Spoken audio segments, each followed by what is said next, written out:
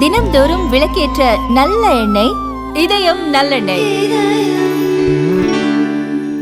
அசாம் மாநிலம் கோக்ராஜர் மாவட்டத்தில் ரயில் தண்டவாளத்தில் குண்டு வெடிப்பு நடத்தியதாக சந்தேகிக்கப்படும் நபர் காவல்துறையினருடனான மோதலில் சுட்டுக் கொல்லப்பட்டார். சென்ற அக்டோபர் 23 அன்று அதிகாலையில் கோக்ராஜர் மாவட்டத்தில் உள்ள சாலகாட்டி மற்றும் கோக்ராஜர் நிலையங்களுக்கு இடையே ரயில் தண்டவாளத்தில் ஐஇடி குண்டுவெடிப்பு நடந்தது. இதில் சுமார் 8 முதல் 10 அடி வரையிலான தண்டவாளம் சேதமடைந்தது. அவ்வழியே சென்ற சரக்கு ரயிலில் ஏற்பட்ட அதிர்வை கண்டு தண்டவாளம் சேதமடைந்துள்ளதாக காவல்துறையினருக்கு தகவல் தெரிவிக்கப்பட்டது. மற்ற ரயில்கள் கடந்து செல்லும் முன் தண்டவாளம் சீரமைக்கப்பட்டதால் பெரும் விபத்து தவிர்க்கப்பட்டது. குண்டு வெடிப்பிற்கு காரணமானவர்களை தேடும் பணியில் இருந்த காவல்துறையினருக்கு நடுங்குகுறி மலையில் ஆயுதம் ஏந்திய குழு ஒன்று பதுங்கியுள்ளதாக தகவல் கிடைத்தது. இதனையடுத்து வெள்ளிக்கிழமை இரவு காவல்துறையினர் தேடுதல் வேட்டையை தொடங்கினர்.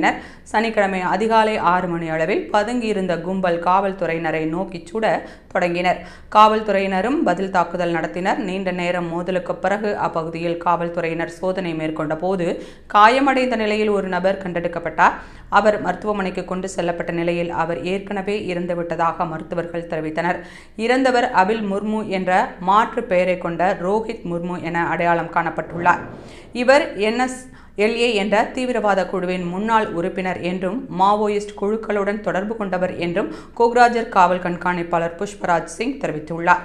சம்பவ இடத்திலிருந்து ஒரு கைத்துப்பாக்கி, 2 கையெறி குண்டுகள் மற்றும் வாக்காளர் அடையாள அட்டை, ATM அட்டை உள்ளிட்டவை மீட்கப்பட்டன.